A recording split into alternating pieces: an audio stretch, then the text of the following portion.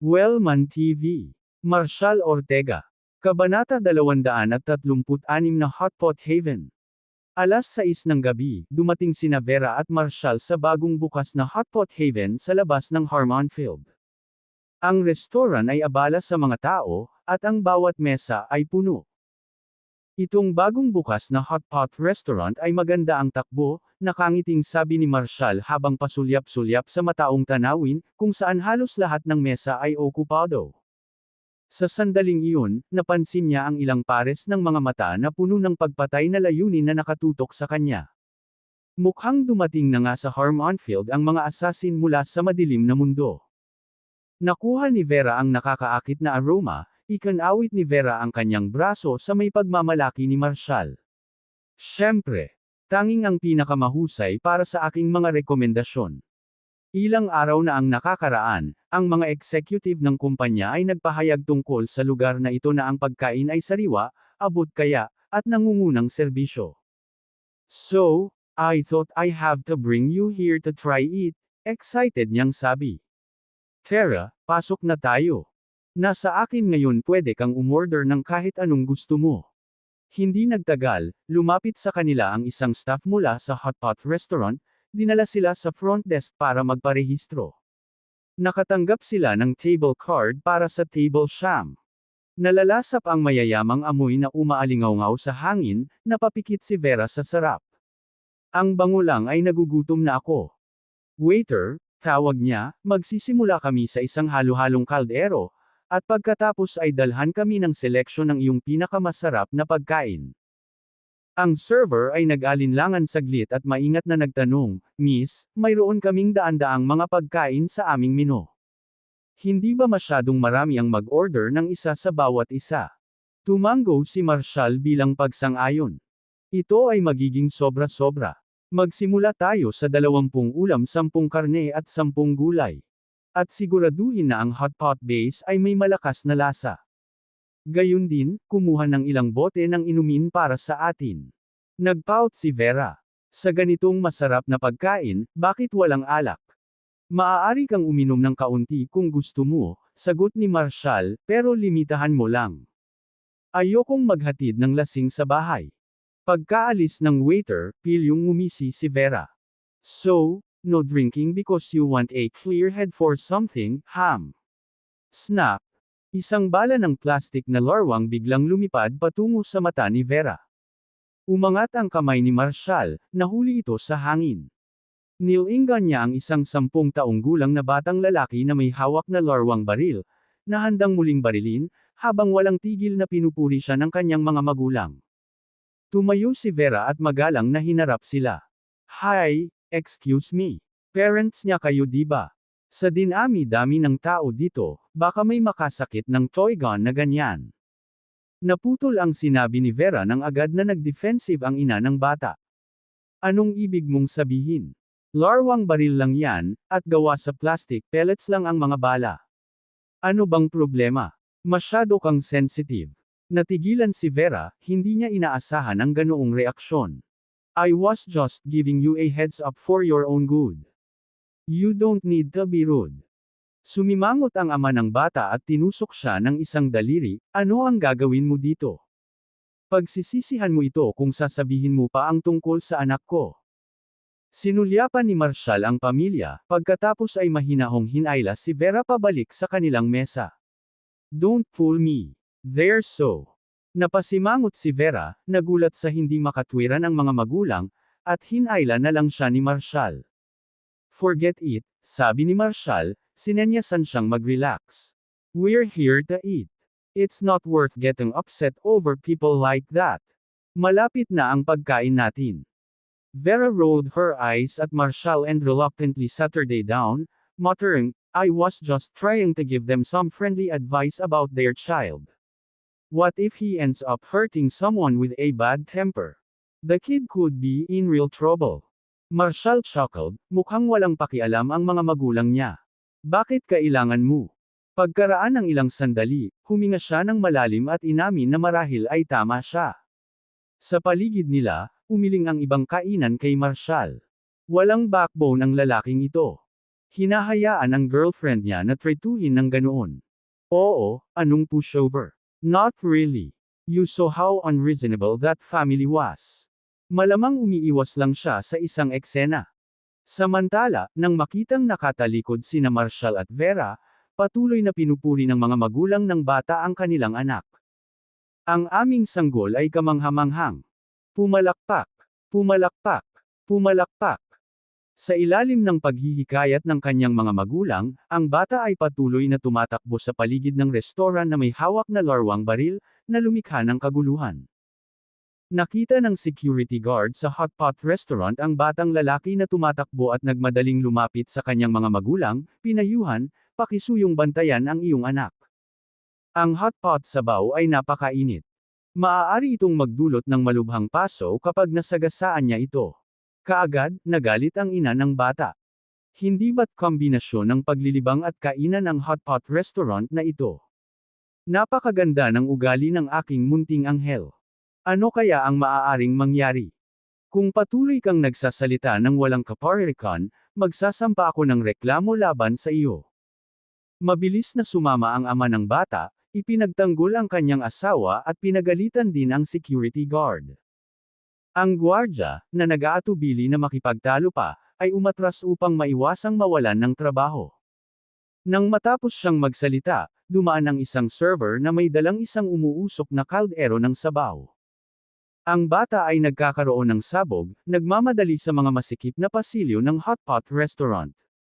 Nabunggo siya mismo sa server, na nagbabalanse ng mainit na sabaw. Nagulat ang server. Dahil sa anggulo at posisyon, ang nakakapasong palayok ng sabaw na iyon ay tiyak na mababasa ang bata mula ulo hanggang paa. Sa ganitong mainit na sabaw, ang bata ay maaaring mauwi sa matinding paso o mas malala pa. Sa gulat, mabilis na lumingon ang server, natapon ang palayok ng kumukulong sabaw sa kanyang paa.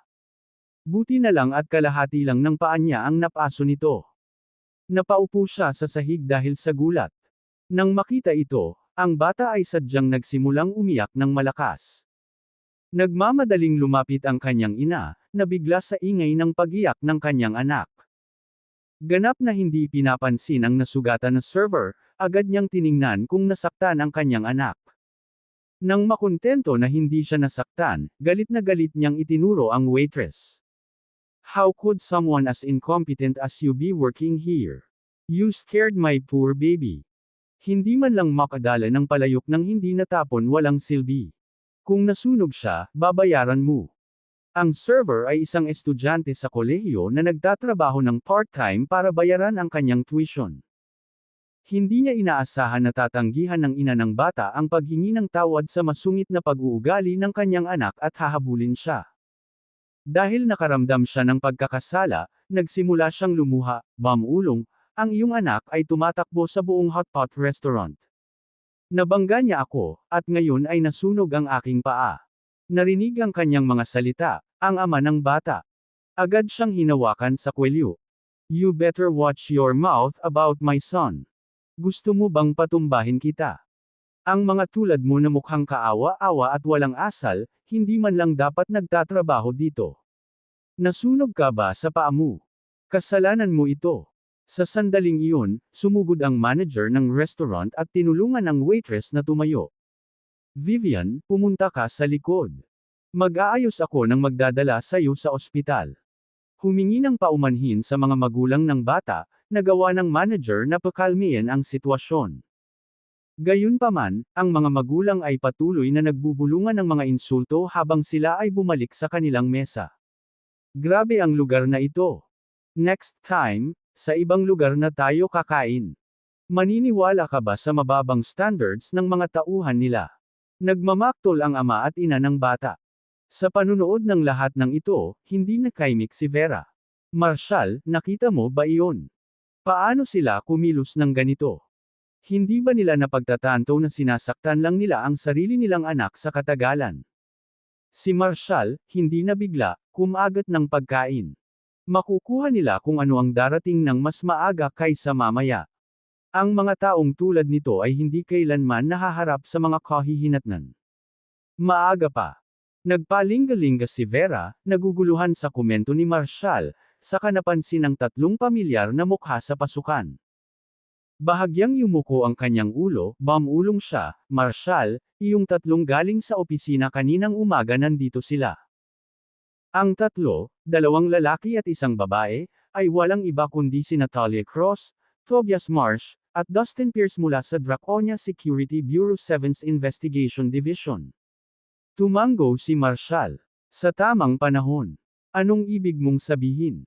Tanong ni Vera na pinagmamasdan siyang mabuti. Okay ka lang ba? Kakaiba ang kinikilos mo ngayon. Hindi siya pinansin ni Marshal. Naunawaan niyang sinundan siya ni Talia dito, malamang na may kaugnayan sa asasin mula sa madilim na mundo. Sa sandaling iyon, isang lalaki sa table 13 ang nakakuha ng atensyon ni Marshal. Katamtaman ang pangangatawan ng lalaki, manipis ang mukha, at nakasuot ng malapad na salamin. Nakaupo sa tapat niya ang isang batang babae, mga 17 o 18, na mukhang dalisay at tahimik. Paminsan-minsan, sumulyap ang lalaki sa dalaga, kumikinang ang mga mata nito sa kakaibang liwanag. Hindi ito manhid o perwisyo ngunit pinaghalong pananibik at kalungkutan. Napansin ng dalaga ang titig nito at ngumiti ito pabalik sa kanya. Isang mainit na ngiti ang sumilay sa malamig at gwapong mukha ng lalaki. Ang maayos at mainit na eksenang ito ay biglang nabasag ng bola ng maruruming tissue. Sa likod ng babae ay nakaupo ang pamilya ng batang iyon na may dalang larwang baril. Pagkatapos kumain saglit, nagsimulang manggulo ang bata.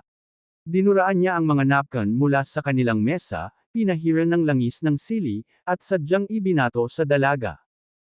Sa bawat paglipag ng mga tissue sa kanyang malinis na puting damit, na nag-iiwan ng pulang mantsa ng langis, siya ay humahagalpak sa tuwa. Ang batang babae ay medyo hindi komportable, ngunit alam na ang pamilya ay hindi makatwiran, pinili niyang huwag harapin ang mga ito. Bahagya niyang inilipat ang kanyang posisyon. Ngunit ipinagpatuloy ng bata ang pagbabalot ng mga natirang buto at mga dumi mula sa kanilang mga pinggan sa mga napkin, at inihagis ito sa kanya. Napunta pa sa hotpot ng dalaga ang isa sa mga bundle na iyon. Naiinis, binalik niya ang tingin sa batang lalaki, na tuwang-tuwa na sumasayaw. Sa isang buntong hininga, umiling siya bilang pagbibitiw, nagpa siya na kumain mula sa kabilang kalahati ng palayok sa halip. Bahagyang kumunat ang noo ng lalaking nakaupo sa tapat niya. Nang makitang walang sinasabi ang dalaga ay hinayaan niya ito. Akala niya ay titigil na ang maliit na bata pagkaraan ng ilang sandali. Gayunpaman, sa kanyang sorpresa, ang bata ay naging mas matapang.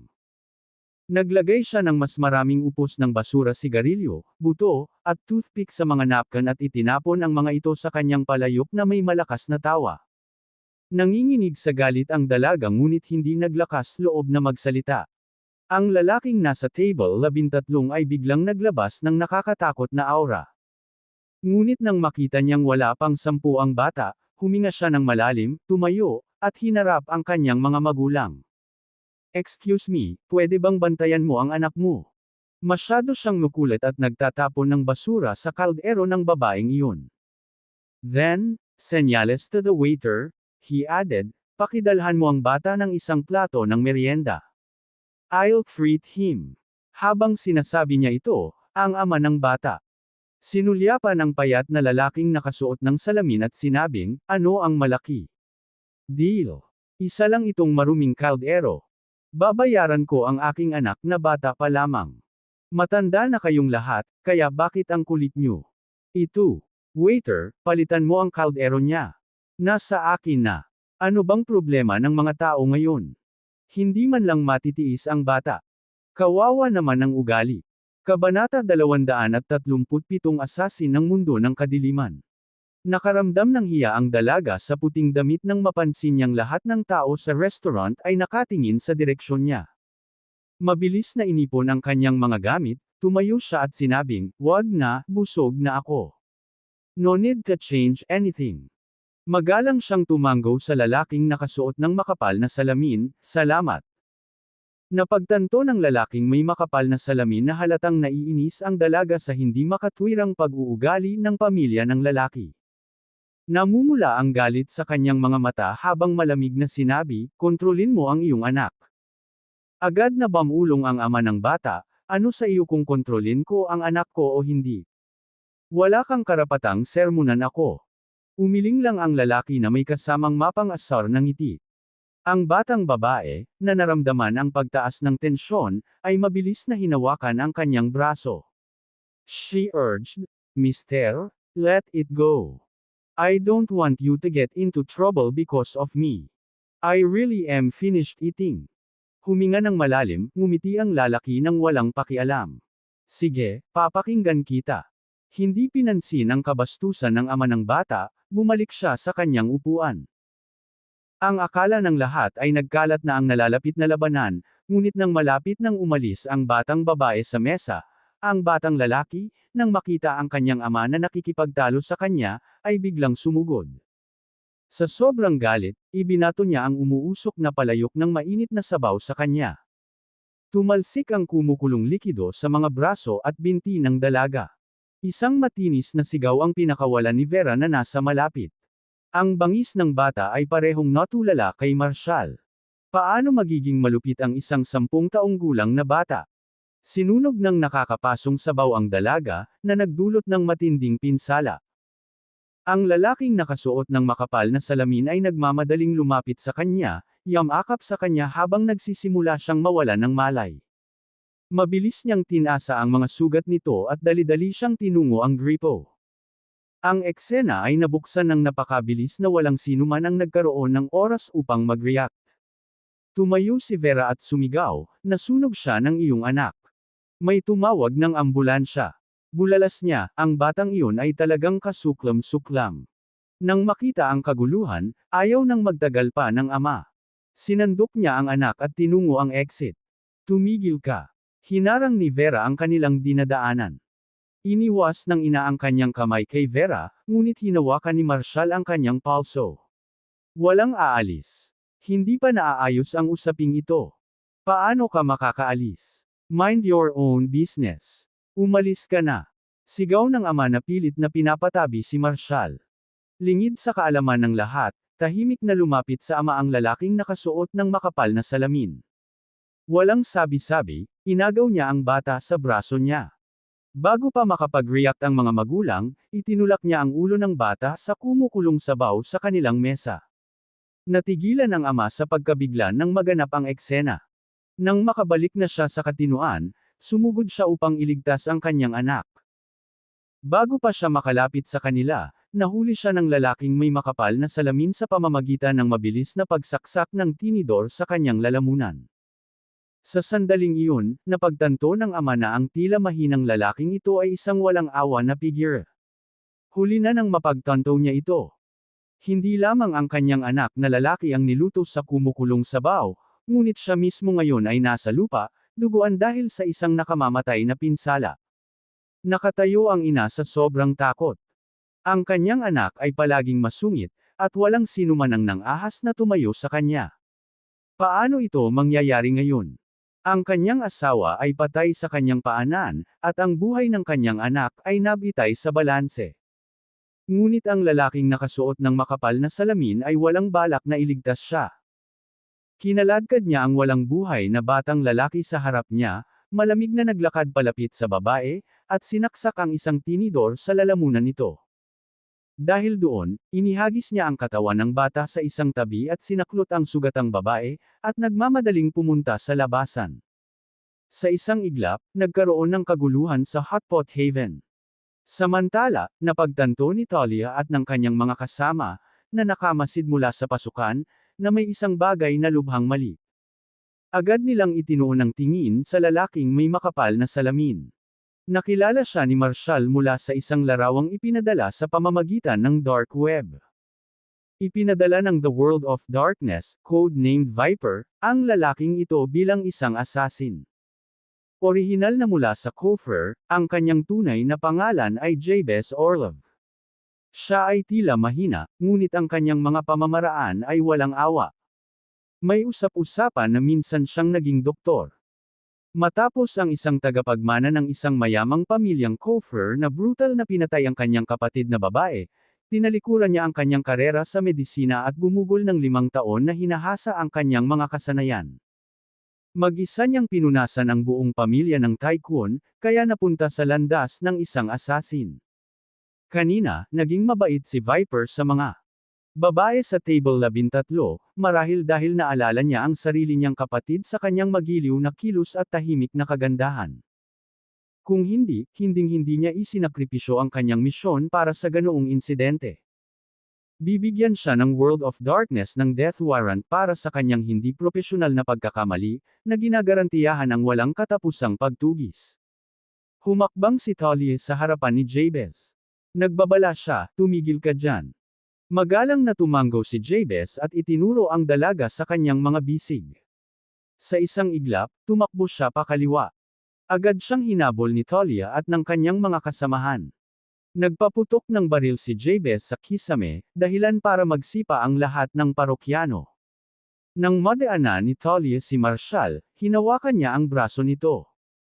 Ikaw, itinutok ni Talia ang baril kay Marshall at umungol. Bitawan mo ako. O kaya'y papatayin kita dahil sa pagharang sa aking mga tungkulin. Hindi siya pinansin, hinayla siya ni Marshall sa kanyang yakap. Sinandok siya nito at inikat sa pwesto.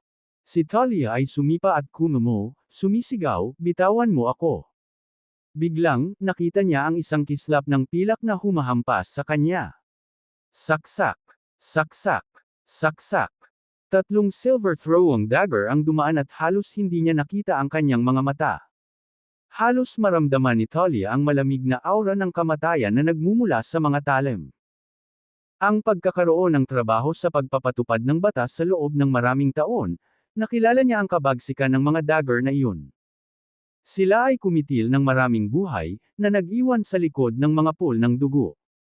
Nakakita ito ng dugo, na nagpapaliwanag sa nakakagigil nitong aura. Mahigpit na hinawakan ng mga kamay ni Marshall ang lahat ng tatlong punyal ng sandaling iyon. Tinitigan siya ni Talia at saglit na nabighani sa kanyang walang hirap na grasya. Sa sumunod na sandali, inihagis ni Marshall ang mga punyal ng may katumpakan ng isang salamangkero. Ang itakda. Dalawang sandang ang humiwas sa magulong hangin, nagmamanyobra sa mga halijing bato at tumusok sa gilid ng isang nakabalabal na lalaki sa silangang bahagi ng Hotpot Haven. Chief Cross, bantayan mo ang iyong kanan. Sigaw ni Dustin. Napansin ni Talia ang isang matangkad na lalaking Russia na nagtaas ng baril, naghahanda na barilin siya at si Marshall. Namumuo ang gulat sa loob niya, ngunit huli na para makaiwas. Hinayla ng lalaking Russia ang gatilyo, nagpapadala ng isang bala ng bala patungo sa kanila sa hindi maisip na bilis. Bang! Ang tunog ng putok ng baril ay umalingaw-ngaw sa buong restaurant, na sinundan ng isang alon ng takot na hiyawan. Napayuko ang lahat, sa takot na tamaan sila ng bala. Nakatayo si Vera na hindi makapaniwala, halatang nagulat sa nangyayaring kaguluhan. Hingal na hingal, sumigaw siya, Marshall. Kabanata 238 si Vera ang target. Bilis, nasa ilalim ng braso ko ang baril. Sa isang saglit na gulat, sinigawan ni Talia si Marshall, senyales na ilabas nito ang kanyang pistola mula sa ilalim ng kaliwang kilikili nito para gumanti. Gawin mo na. Pinilit niya habang nag-aalangan si Marshall. Napatingin si Marshall kay Vera habang inabot niya ang dibdib ni Talia sa kaliwa. Makalipas ang ilang sandali ay hindi pa rin niya mahanap ang baril. Sa halip, naramdaman niyang may kinuha siyang isang bagay na malinaw na mali. Ang atensyon ni Talia ay nasa assassin sa kaliwa niya. Bigla siyang nakaramdam ng kakaibang sensasyon sa kanyang katawan. Tumingin siya sa ibaba upang makita ang kamay ni Marshall na nakahawak sa kanyang mga tits. Hoy! Ang kulit mo! Ah!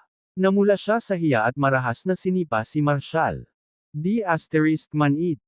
Mabilis na hinarang ni Marshall ang pag-atake ni Talia, hinawakan siya sa kanyang mga braso habang bahagyang nakasandal upang makaiwas sa isang bala na dumaan. Ano bang problema mo, babae? Bakit mo ako inaatake? Nasaan ang baril mo? Si Talia ay pilit na kinakawag ang kanyang katawan. Kumalat na ang pamumula ng pisngi niya hanggang leeg.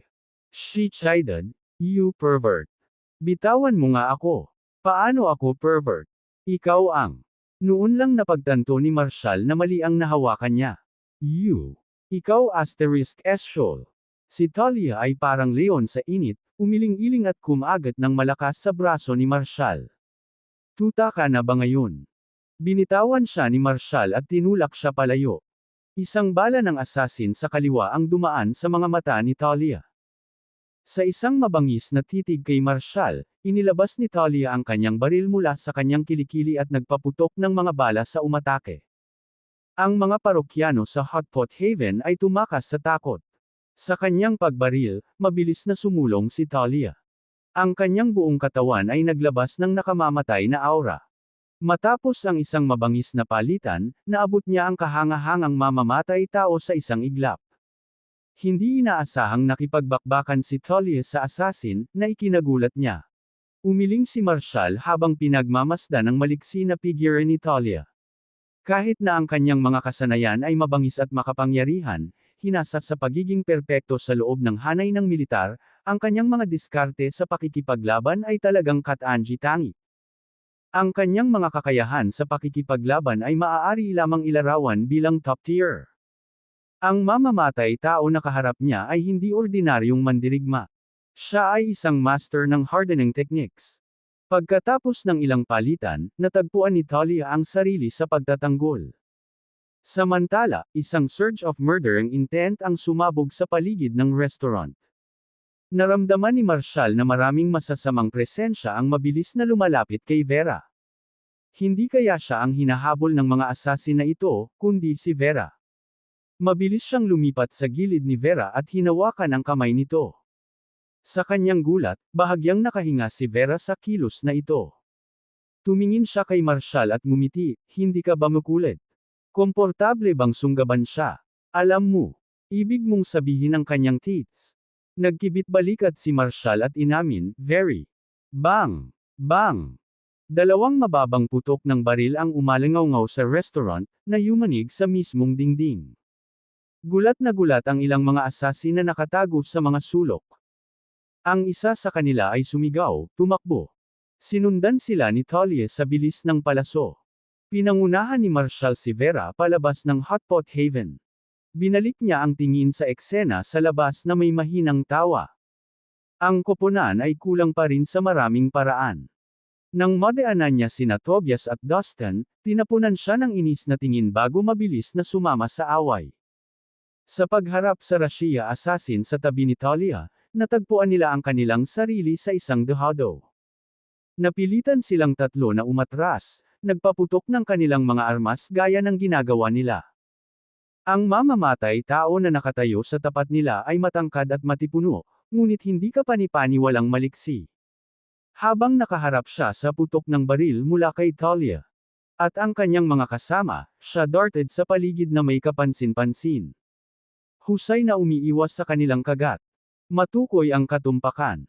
Siya ay malinaw na isang mid-level practitioner ng sinaunang martial arts. Bagamat hindi niya pisikal na maharangan ang mga bala sa kanyang antas ng paglilinang, maaari niyang hulaan ang kanilang mga landas ng may katumpakan. Ang kasanayang ito ay nagpapahintulot sa kanya na mahulaan ang mga nakamamatay na trajectory ng mga bala sa sandaling hinayla ang gatilyo. Bang! Bang! Bang! Ipinagpatuloy ni Talia at ng kanyang mga kasama ang kanilang matinding pagpapaputok. Gayunpaman ang Russia assassin ay nanatiling mailap, makitid na umiiwas sa mga bala. May napansing kakaiba si Talia sa kanyang mga galaw. Nagkunwaring putok, sinasadya niyang naantala ang kanyang layunin kumpara sa kanyang mga kasamahan, na nagpaputok ng ilang segundo mamaya. Mabangis ang putok na ito at nakatutok sa noo ng assassin. Biglang napagtanto ng tumatakas na mamamatay tao ang panganib. Kung hindi lang siya umiwas sa oras, kalahati ng mukha niya ay natangay na. Napatigil siya bigla, kumikislap ang mga mata niya sa mga labi ng takot. Malamang, personal niyang naranasan ang galing ni Talia sa pagbaril. Hinawakan ni Vera ang braso ni Marshall at napabuntong hininga. "Ms. Silva, pumunta ka dito dali." Sinama ng tingin ni Talia si Marshall, saka sinigawan si Vera. Sa sandaling iyon, napansin ng Russia assassin sina Vera at Marshall. Oh! Nagningning ang mga mata niya. Nakaramdam ng saya si Marshall sa mga mata ng assassin nang makita si Vera, habang ang assassin ay tila hindi nabigla sa kanya. Ang mga assassin na ito ay hindi bahagi ng mga tauhan ni Jabez. Ang target talaga nila ay si Vera. Anong twist ng tadhana? Sinulyapan ni Marshall ang malayong Jabez at ang dalawang multo na nagtatago sa gitna ng karamihan. Sila ang mga assassin ng Dark Knight Alliance, kamakailan ay itinalaga ng isang misyon ng Phoenix Vanguard. Ngunit ang mga nakikipag-ugnayan kay Talia ay may ganap na naiibang agenda. Nandito sila para patayin si Vera. Sino ang magtatangka na tanggalin si Vera? Nang tawagin ni Talia si Vera, hindi na siya nakalapit. Sa halip, nanatili siyang mahigpit sa tabi ni Marshall, alam niyang siya ang pinakaligtas doon. Nandito sila para patayin ka. Babala ni Marshall. Ano? Sino sila? Bakit nila ako gustong patayin? Natatarantang tanong ni Vera at takot na takot. Sa akin dito, walang manggahas na hawakan ka. Pinapanatag siya ni Marshall, naramdaman ang kanyang takot. Masyadong na-touch si Vera kaya muntik na siyang umiyak. Kailan ba naging napakaamo ng masamang tao? Napagtanto ng assassin na wala ng bala si Talia at mabilis na lumipat patungo kay Vera. Sumabog siya sa aksyon, ang kanyang panloob. Sumasabog habang pinapaandar niya ang matigas na marmol na sahig at lumilikha. Basag sa kanyang gising. Parang cannonball, inilunsad niya ang sarili kay Vera. Sa himpapawid, bigla siyang naglabas ng matalim na punyal, ang talam nito ay kumikinang na may nakamamatay na layunin, na nakatutok sa leeg ni Vera. Bumaba ka. Hindi makapaniwala si Talia sa assassin na ito. Nagkaroon ng lakas ng loob na huwag pansinin ang pagbabanta. Ibinaba ng kanyang baril, sa halip ay patuloy na sumusugod kay Vera, umindayog sa kanya. Armas, at maghanda upang kitilin ang kanyang buhay. Itinaas niya ang kanyang sandata upang pumutok, desperado na pigilan siya sa himpapawid. Ngunit sa kanyang pagkadismaya, nakita niyang walang laman ang kanyang baril. IMS. Nabalot siya ng kawalan ng pag-asa habang nakatingin kay Marshall, at si Vera ay nahuli sa nakamamatay na flash ng talam. Alam ni Talia na sa mismong sandaling iyon ay may mangyayaring kakilakilabot. Kabanata 239 ang Hellclaw. Erg. Sa segundong iyon, isang desperadong sigaw ang pinakawalan ni Talia. Tulad ng isang mabangis na leopardo, mabilis niyang hinugot ang kanyang sandang militar at itinaas ito upang harangan ang paparating na punyal ng mamamatay tao, na naghahanda para sa isang huling pakikibaka. Umalangaw-ngaw ang isang dumadagandong na kalansing habang nagsasalpukan ang dalawang talam, na nagpapadala ng mga spark na lumilipad. Gayunpaman, malinaw na walang kapantay ang lakas ni Talia sa matipunong assassin na nauna sa kanya. Ang punyal ay dumulas mula sa kanyang pagkakahawak at pumutok sa lupa. Isang alon ng gulat ang bumalot kay Talia. F***sick. Tapos na ako. Sa sandaling iyon, nakita niya ang mas malamig, nakamamatay na aura na lumalapit mula sa lahat ng panig sa kanyang kaliwa at kanan, at maging sa likuran niya. Ang mga assassin na kanina pa nagtatago sa malapit ay sinisingil na sina Vera at Marshall.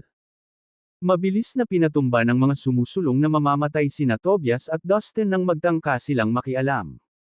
Yun lang. Tapos na. Nabalot ng kawalan ng pag-asa si Talia habang desperadong sumusulyap kay Vera. Hindi niya akalain na sa misyon na ito sa Harmonfield, hindi lang niya madakip ang mga assassin, kundi baka mawalan din siya ng sariling buhay dito. Ang pag-iisip na kailangan niyang panuurin ang target na patayin sa harap mismo ng kanyang mga mata ay hindi mabata. Ang gayong kahihiyan ay hindi kailanman sumakit sa kanya sa buong taon niya sa propesyon na ito. Kahit anong ayaw niya, wala siyang magagawa. Sa sandaling iyon, ang talam ng assassin ay mapanganib na malapit sa kanyang leeg. Isang bahagi na lang ng isang segundo, at matatapos na ang lahat. Habang naghahanda si Talia para sa kanyang mga huling sandali, isang malakas na kalabog ang umalangaw-ngaw sa hangin. Nakakagulat ang nangyari sa kanyang harapan.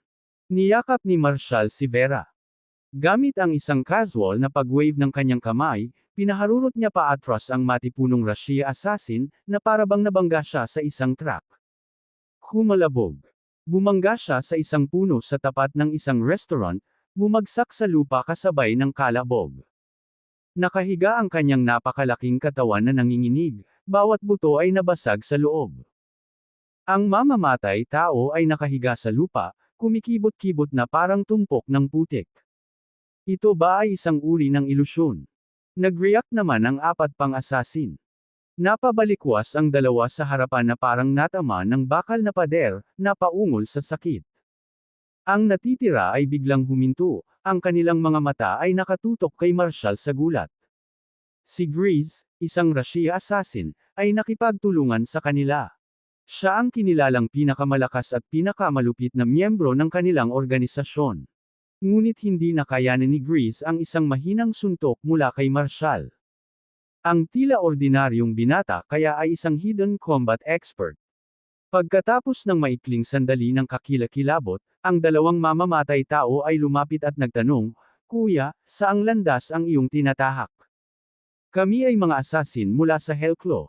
Sinira mo ang aming misyon. Hindi ka ba natatakot sa kaparusahan ng Hellclaw?" Hell's Claw. Ano yun? Nakangiting tinapik-tapik ni Marshall ang nagulat na si Vera sa kanyang mga bisig. Lumipat ang kanyang tingin sa dalawang makulimlim na figure na nakakubli sa karamihan. Naramdaman niya ang kanilang mahina, lihim na presensya at nasa kalagitnaan ng pag-iipon ng lahat ng kanilang lakas. Naghahanda ang dalawang iyon na maglunsad ng isang nakamamatay na welga anumang oras. Noong unang pumasok si Marshall sa restaurant, may nadiskubre siyang ilang hidden assassins. Noong panahong iyon, akala niya ay miyembro sila ng Dark Knight Alliance na nakikinabang sa pabuya ng Phoenix Vanguard. Ngayon, parang nagkataon lang. Mula sa tono ng dalawang assassin na ito, malinaw na hindi siya ang target ni Hellclaw, kundi si Vera. Ang kailangan niyang alalahanin ay si Jabez at ang dalawang nakakubli sa karamihan. Matapos ang ilang sandali ng nakatulala na katahimikan, mabilis na isinala ni Talia ang kanyang baril at itinutok ito sa mga mamamatay tao. Si Marshall ay hindi pamilyar sa estilo ng maliit na grupong ito ng assassination. Gayunpaman, nang makita niya ang maingat na kilos ni Talia, bigla siyang nagtanong, "Ganon ba kalakas si Hellclaw?" Ang Hell's Claw ay isang kilalang-kilalang masamang assassination organization, sagot ni Talia. Sila ay umunlad sa pagtanggap. Mga komisyon na magsagawa ng mga pagpatay para sa kanilang mga amo. Sa nakalipas na 2 taon, ang kanilang mga assassin ay gumagawa ng mga krimen sa loob ng bansa. Sa ngayon, sila ang may pananagutan sa mahigit 100 pagpatay. Gumagamit ng lubhang brutal pamamaraan. Noong nakaraang taon, pinangasiwaan ko ang isang kaso ng massacre sa pamilya na ginawa rin ng mga assassin ni Hellclaw. Ang pangunahing salarin ay si Grease. I've searched for him for over a year, only to find him here. Tumangala si Marshall sa madamdamin at galit na si Talia. Nararamdaman niya kung gaano kalaki ang galit nito para kay Hellclaw. Gayunpaman, sa paghusga sa mga kasanayan sa pakikipaglaban na ipinakita nila, ang mga assassin na ito ay mga mandirigma ng ancient martial realm. Habang ang kanilang mga kasanayan ay walang kahanga-hanga sa loob ng kaharian na iyon. Si Talia, bilang isang security officer, ay tiyak na walang kalaban-laban para sa kanila. Chief Cross, dahil nagkita na tayo ngayon, ipapasa ko ang isang mensahe mula sa aming boss, sabi ng isa sa mga assassin. Matagal mo na kaming ginugulo, at nakakapagod na. Kung hindi ka titigil, ang susunod na target para sa ganap naming paglipol ay ikaw at ang iyong pamilya. O baka ibenta ka namin sa magandang presyo. Hahaha. Isang kalbo, tan-skin assassin ang nanunuya, na nakadungaw sa dibdib ni Talia. Agad na naramdaman ni Talia ang lamig na damaloy sa kanyang gulugod, na parabang isang makamandag na ahas ang nakatitig sa kanya. Reflexively, itinaas niya ang kanyang baril at nagpaputok ng 2 beses. Gayunpaman, ang dalawang assassin ay bahagyang ikiling ang kanilang mga ulo, madaling nakaiwas sa mga bala. Habang naghahanda ang mga assassin sa counterattack, humakbang si Marshall at hinayla si Talia sa kanyang tabi. Bitawan mo ako. Nagpumiglas si Talia, ngunit hindi siya makawala. Ang pag-iisip lamang ng paraan kung paano hinawakan ng taong ito ang kanyang dibdib ay nakaramdam siya ng matinding galit. Hindi pinansin ang mga pagtatangka ni Talia na kumawala, hinawakan siya ng mahigpit ni Marshall at walang pakialam na tumingin sa dalawang assassin. Sino ang nag-hire sa iyo para patayin si Vera? Sagutin mo ako, at gagawin kong hindi gaanong pahirap ang pagkamatay mo. Kuya, alam namin na eksperto ka sa pakikipaglaban. Malamig na sabi ng isa sa mga assassin. Ngunit gusto kong ipaalala sa iyo, ang Hellclaw ay isa sa ilang nangungunang mga organisasyon ng assassin sa bansa. Kung ipipilit mo kaming kalabanan, tinatakot mo ba ako? Tinadyakan ni Marshall ang kanyang paa sa lupa. Ang marmol na sahig sa ilalim niya ay sumabog, isang bitik ang bamuka at gumagapang patungo sa mamamatay tao na nagsalita. Paft! Namutla ang nagsalitang assassin, bumulwak ang dugo sa kanyang bibig nang bumagsak siya sa lupa. Ikaw si. Sa sandaling iyon, habang siya ay naghihingalo, napagtanto niya kung anong uri ng nakakatakot na nilalang ang kanyang nakatagpo. Ang isa pang mamamatay tao, na nakasaksi sa kakaibang eksenang ito, ay pumuti na parang kumot, ang kanyang mga binti ay nanginginig ng hindi mapigilan. Sa isang kabog, napaluhod siya, ibinaon ang kanyang ulo ng malalim sa damo. Nanginginig kaya siya. Hindi man lang makapag-ipon ng mga salita para humingi ng awa. Sa pag-navigate sa mundo ng assassin sa loob ng maraming taon, tiyak na narinig niya ang maalamat na Divine Drakebane. Mayroon lamang isang tao sa mundo na may kakayahang pumatay ng walang bakas gamit ang gayong paraan ng isang mythical figure na tila lumitaw at naglaho sa isang kapritsyo. Siya ay dapat na si Divine Drakebane. Ang pagharap sa gayong kakilakilabot na figure ay nag-iwan sa kanila ng isang kapalaran, isang dead end. Lord Drakebane, ang amo ay si Mr. Jamie, tagapagmana ng Lynches. Pakiusap, Lord Drakebane, bigyan mo ako ng mabilis na kamatayan. Kabanata 240 Bakit hindi ko siya dapat patayin? Alam na alam ng Hellclaw assassin ang katotohanan ng kanyang sitwasyon. Ang pagtakas ng buhay sa presensya ng isang tulad ni Marshall, ang nakakatakot na Divine Drakebane, ay lubos na imposible. Ilang taon na ang nakalilipas, ginawa ng lalaking ito ang Dark Lord, ang Phoenix Vanguard, at ang Drumskulls, lahat ng mga kilalang pangkat hanggang sa mga langgam lamang. Ang dating Dark Lord, si Kame, ay nakarating sa tugatog ng Ancient Martial Realm na may milyon-milyong tagasunod sa buong mundo. Gayunpaman, sa huli ay nakatagpo siya ng isang kakilakilabot na pagtatapos sa tuktok ng isang simbahan. Ayon sa alamat, ang nagtapos sa top-tier figure na ito sa Ancient Martial Realm ay walang iba kundi si Divine Drakebane sa isang suntok. Kahit na ang isang figure na kasing alamat ng dating Dark Lord ay nahulog sa isang solong strike mula kay Marshall. Anong pagkakataon ang ginawa ng isang hamak na mamamatay tao ng Hellclaw na tulad niya? Kung hindi siya mamamatay sa pagpapahirap, iyon na ang pinakamagandang resulta na maaasahan niya. Sa sandaling ito, ang tanging hinihiling niya ay ang isang mabilis na kamatayan sa kamay ng Divine Drakebane. Ano? Ang eksena ay nabuksan bago si Talia ay hindi niya maintindihan. Paano maipapakita ng isang marahas na mamamatay tao ng Hellclaw ang gayong takot sa presensya ni Marshall? Ito ba ay isang uri ng ilusyon? Bilang isang piling miyembro ng Draconia's Investigation Division 7, nakita ni Talia na imposibleng tanggapin ang kanyang nasasaksihan. Ang organisasyon ng pagpatay sa Hellclaw ay mabilis na bumangon sa loob ng wala pang isang dekada, ngunit ang kilalang grupong ito ay nagdulot na ng hindi mabilang na pagdaloy ng dugo sa buong Draconia. Karamihan sa mga miyembro nito ay mga matitigas na kriminal na nakatakas mula sa mga kulungan ng Draconia at Southeast Orientia. Sa sandaling sumali sila sa Hellclaw, sumailalim sila sa brutal na pagsasanay upang maging mga assassin, na umabot sa antas ng kasanayan na nagpapahintulot sa kanila na lumahok sa mga misyon ng organisasyon. Bilang resulta, ang bawat miyembro ay isang mabigat na mandirigma. Ang mga ordinaryong opisyal ng pulisya at maging ang mga espesyal na puwersa ay nakipaglaban upang mabuhay laban sa mga mamamatay tao ng Hellclaw. Si Talia ay minsang nagsanay sa mga espesyal na puwersa.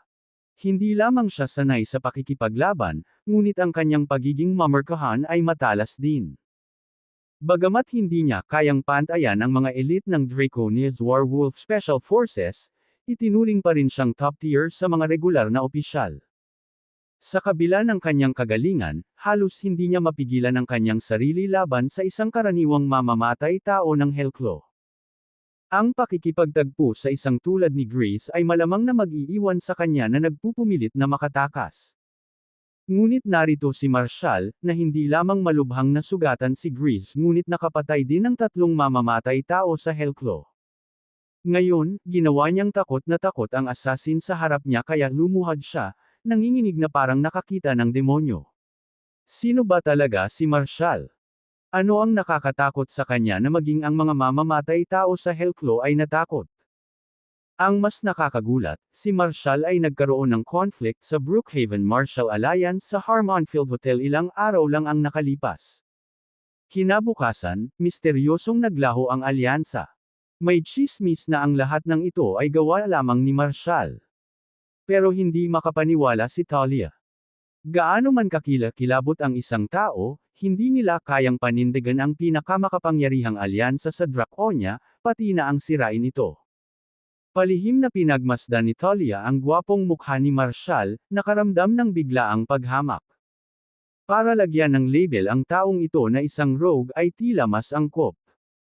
Kung sino man ang tumawag sa kanya na isang eksperto sa pakikipaglaban, hinding-hindi siya maniniwala dito lalo na pagkatapos ng malaswang ugali nitong hinahaplos siya.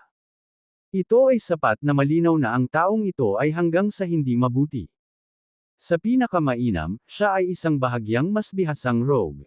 Gayunpaman, nagtataka siya kung bakit takot na takot ang Hellclaw assassin na ito. Si Vera ay parehong namangha. Dahil nasa tabi ni Marshall sa maraming pakikipagsapalaran, nakilala niya ang kanyang kahangahangang kakayahan. Minsang sinabi ni Talia na ang Hellclaw ay isang grupo ng walang awa na mga mamamatay tao. Hindi kaya natakot kay Marshall ang kilalang-kilalang mga assassin na ito. Hindi maintindihan ni Vera. Ngunit ayaw niyang mag-overthink ito. Ang pagiging kasama ng isang kakilakilabot na lalaki ay nagdulot sa kanya ng kagalakan, at ang bawat araw ay mayaman at makulay. Ngunit nang maalala niyang kinuha ng kanyang pinsan ang mga taong ito para patayin siya, nag-alab ang kanyang galit. Malisyoso ang B***starred na yan. Matapos mabaigo sa Harmonfield, gumastos siya ng malaking halaga at sinubukang paalisin ako. Dahil pinutol ni nanay ang relasyon sa mga Lynch, wala akong kinalaman sa kanila o kay Jamie. Nang makita ni Jamie na umunlad ang Silva Group, gusto niyang samantalahin ito.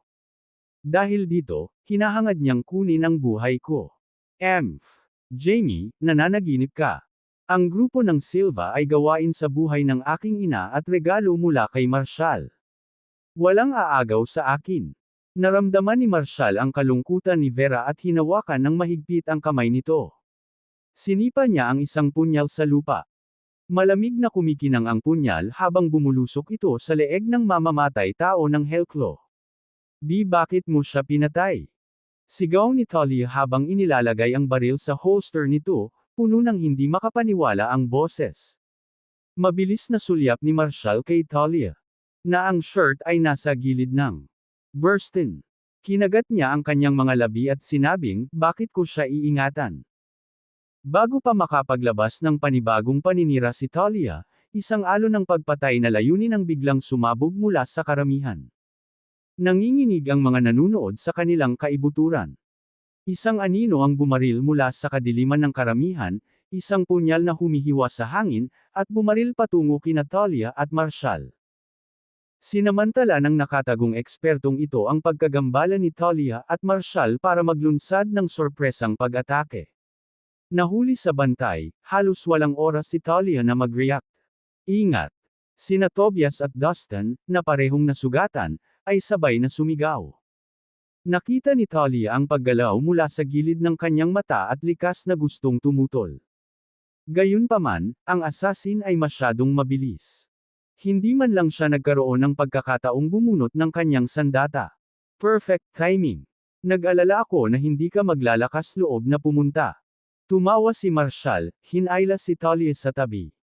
Inabot niya ang ilalim ng kaliwang kilikili niya at inilabas ang kanyang baril, inilagay ito sa kanyang mga kamay. Nanginginig sa gulat si Talia.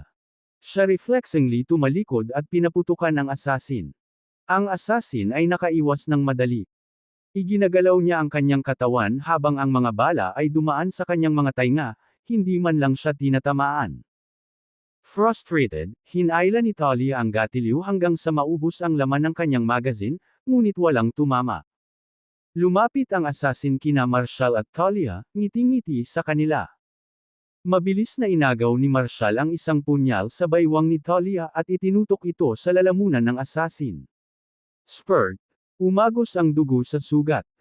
Ang welga ay isang kislap ng paggalaw, napakabilis na ni Talia o nang mamamatay tao ay walang oras na mag-react. Nang masaksihan ito ng isang malayong mamamatay tao sa karamihan, nawalan siya ng ganang umatake. Ang kanyang katawan ay kulot sa isang kakaibang paraan, yumuko ng mababa na parang nakapulupot na parang bukal. Pagkatapos ay bumaril siya sa kadiliman ng gabi, nawala ng walang bakas. Napapikit si Marshall nang makilala ang tumatakas na figure.